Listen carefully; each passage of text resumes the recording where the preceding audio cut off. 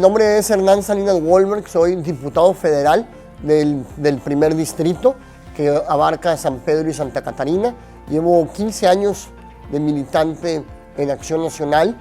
Soy de formación académica licenciado en Derecho, con una maestría en Administración Pública, y pues ya es la tercera ocasión que me toca ser legislador. He sido 2 veces legislador local en el Congreso del Estado y ahora pues, desde el 2018, desde septiembre del 2018, legislador federal representando a nuestro estado en la Cámara de Diputados. Mira, yo prácticamente desde que estaba estudiando la carrera, o inclusive yo me remontaría más atrás, desde que estaba ya cursando mis estudios de preparatoria, siempre tuve una inquietud por la participación ciudadana. En aquel entonces me tocaba participar como estudiante en las sociedades de alumnos. Me tocó en su momento pues, presidir la sociedad de alumnos de mis compañeros de la preparatoria, lo mismo en la carrera, y siempre veía yo el tema de participar en algún tipo de actividad social o política como una de mis prioridades. Por ello fue que tomé la decisión de estudiar la carrera de licenciado en Derecho, después mis estudios en Administración Pública, porque yo desde muy joven sentí ese llamado a participar en la vida pública. ¿Por qué? Porque para mí, evidentemente, la situación que vivía México y que al día de hoy sigue viviendo no estaba conforme. Es decir, veía la realidad que vive en nuestro estado, en nuestro país, y sentía que hacía falta involucrarse más allá del opinar, más allá del criticar o de señalar.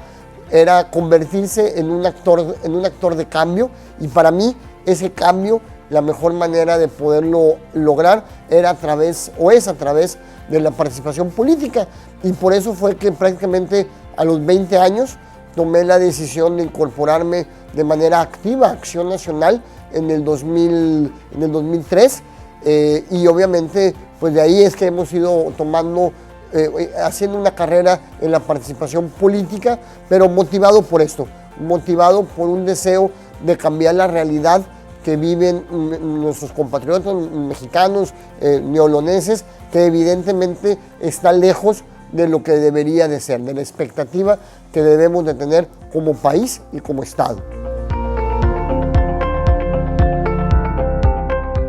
Mira, la participación ciudadana, el Partido de Acción Nacional ha sido uno de los principales impulsores de los diversos mecanismos de participación ciudadana.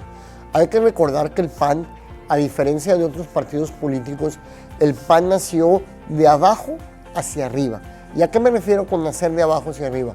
Me refiero que el PAN nació gracias al deseo de miles de millones de miles de mexicanos en su momento, que estaban, como te comenté, molestos o inquietos con la situación de nuestro país. Obviamente me estoy remontando a su fundación en 1939, y se empezaron a agrupar en los municipios, en los estados, y luego ya de ahí tomó forma una acción nacional, y por ello de ahí viene nuestro nombre. Es decir, el PAN es un partido que siempre, desde sus inicios, ha fomentado la participación de los niveles más cercanos al ciudadano, que son los municipios, las colonias, los barrios, etc. Entonces, con esa óptica es que el PAN, y ya llegando a lo que hemos hecho para impulsar la participación ciudadana, a mí me tocó como legislador local impulsar y ser partícipe de la primera ley de participación ciudadana en el Estado.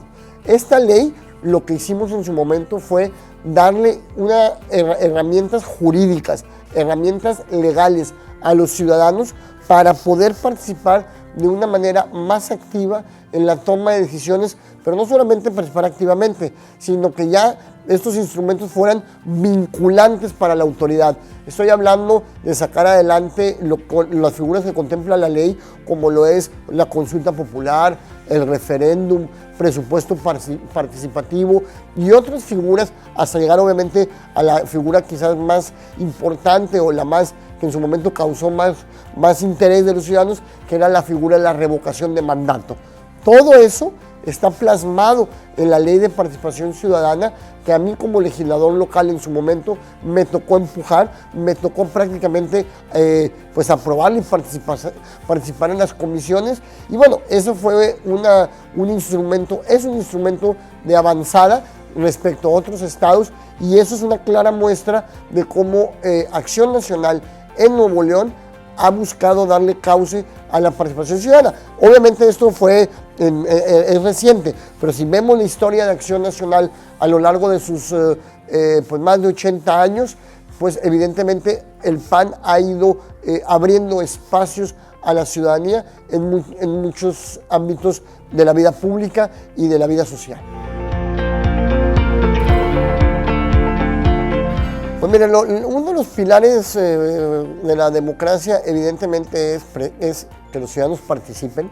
De nada nos sirve una democracia cuando los ciudadanos no participan, no son parte de los procesos para definir, pues no solamente a quienes ocupan cargos públicos. Hay que recordar que la democracia ni empieza ni termina en las urnas.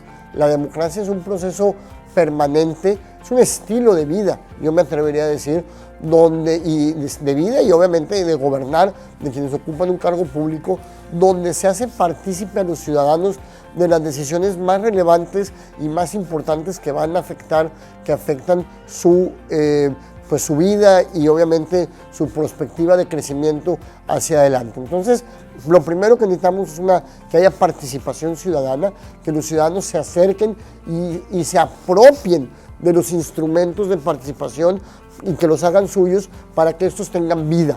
De nada sirve tener figuras en las leyes si los ciudadanos no las toman y no las aprovechan. Por otra parte, una función importante de la democracia es, un pilar de la democracia, como tú bien preguntas, es garantizar que haya las libertades civiles y políticas para la libre expresión de las personas, la libre participación, la libre asociación. Y ese tema quiero hacer mucho énfasis en estos momentos que vive nuestro país, porque hay, desde nuestra óptica y de muchos más, un artero ataque y sistemático a las libertades civiles y políticas en este país, hoy desde el punto máximo del poder público, que es la presidencia de la República. Y para nosotros esto es muy grave. Hoy pareciera que los que no opinan igual que el presidente, que los que no comparten su visión y su proyecto de nación, no tienen derecho a opinar, no tienen derecho a expresarse.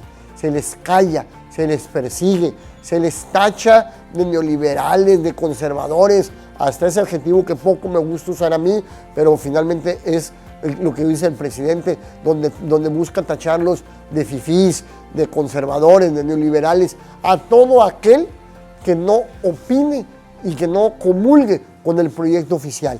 Y para mí eso es un grave riesgo, porque la democracia necesita necesariamente las voces disonantes, las voces disidentes, que hagan oposición para que quien ocupe un cargo, ya sea un presidente, un gobernador, un alcalde, un legislador, no sea solamente su voz la que se escuche.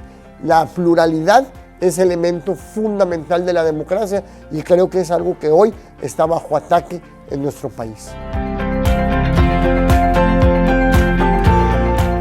Pues mira, una de las cosas que estamos haciendo es señalando precisamente y buscando apuntalar a quienes nosotros percibimos que está siendo atacado en su integridad, en su libertad de expresión.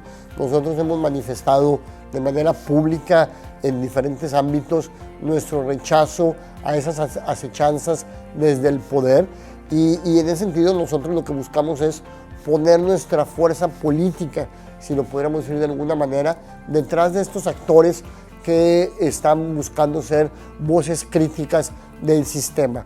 ¿Qué más estamos haciendo? Estamos siendo muy cuidadosos y muy vigilantes del Poder Judicial de la Federación, garantizar la imparcialidad, que no se utilicen los aparatos del poder, entiéndase el Poder Judicial, entiéndase la Fiscalía General de la República, para acallar a esas voces disonantes. Vimos, por ejemplo, con gran preocupación y un caso concreto, finalmente es un caso público, que el hermano del presidente Pío López haya presentado una denuncia penal ante la Fiscalía General de la República en contra de un comunicador que dio a conocer una nota que fue relevante sobre actos que llevó a cabo en el 2015 y que de alguna manera se le buscara intimidar con una denuncia ante la Fiscalía. ¿Qué fue lo primero que hicimos nosotros? Fue condenar ese hecho, condenar esa denuncia y sobre todo decirle a la Fiscalía que íbamos a estar muy vigilantes de su actuar para garantizar que no se utilizara esa institución del Estado mexicano para amedrentar a ese comunicador, ni a él ni a nadie. Entonces, eso es lo que estamos haciendo, estamos poniéndole lupa al actuar del Ejecutivo y sobre todo las instancias de impartición y procuración de justicia para que no se usen con la intención de coartar la libertad de expresión de alguna persona. Mira, yo creo que lo primero que tenemos que hacer quienes participamos en los congresos estatales y obviamente en el federal es mantener una comunicación estrecha y directa con los ciudadanos, con nuestro electorado, con quienes nos dieron su confianza para representarlos. Creo que si los legisladores mantenemos esa comunicación permanente, le informamos al ciudadano de los temas relevantes que están en discusión, vamos a poder mantener no solamente la comunicación, sino el interés del ciudadano en la vida pública. Creo que no hay nada más dañino para un Estado, para un país, que los ciudadanos pierdan interés en el gobierno, que pierdan interés en las decisiones legislativas o del Poder Ejecutivo. Porque cuando el ciudadano pierde interés, las decisiones quedan en manos de pocos. Y cuando las decisiones las toman pocos, es mucho más probable que esas decisiones estén movidas o puedan estar influenciadas por intereses ajenos al bien común y al beneficio de las mayorías. Entonces, una decisión, hay una frase muy interesante que decía un ministro de la Suprema Corte en Estados Unidos, no recuerdo el nombre, pero recuerdo con toda claridad la frase cuando decía que a la luz del sol no pueden crecer, y lo estoy parafraseando, ¿verdad? Pero decía que a la luz del sol no podía crecer ni el hongo ni las bacterias, que solamente en la oscuridad, en los lugares ocultos, se daban estos fenómenos. Creo que he entendido eso en los asuntos públicos. Lo que tenemos que hacer los funcionarios es que a todos los asuntos públicos le dé la luz del sol, haya transparencia, haya claridad, que no se discuta en la opacidad o en lo oculto. Si logramos eso, vamos a lograr que el ciudadano se interese, vamos a lograr que el ciudadano esté informado, y lo que vamos a hacer es que cuando haya decisiones que son claramente en perjuicio de la colectividad, estas sean señaladas, y no solamente señaladas, sino que quienes pretendan hacerlas sean evidentemente evidenciados y ojalá, y creo que es lo que pasa en la mayoría de los casos, reculan, deciden no hacer eso que iba en contra de la sociedad. Entonces, creo que ahí es lo que debemos de hacer, fomentar esta participación para que nuestra democracia siga fortaleciéndose. Y bueno, obviamente también desde los congresos lo que tenemos que hacer es ser congruentes. Tenemos que, los políticos, creo que si algo molesta a la ciudadanía es la incongruencia. ¿Y a qué me refiero? Cuando prometemos algo y hacemos otra cosa. Cuando decimos algo en el discurso y nuestras acciones son distintas. Eso lo que causa es malestar y obviamente se pierde la simpatía de la ciudadanía. Si logramos en los congresos ser congruentes con nuestro hablar y nuestro hacer y sobre todo con lo que nos comprometimos en campaña, vamos a lograr que los ciudadanos estén entusiasmados de la vida pública, de la vida política, y obviamente esto fortalecerá nuestra democracia.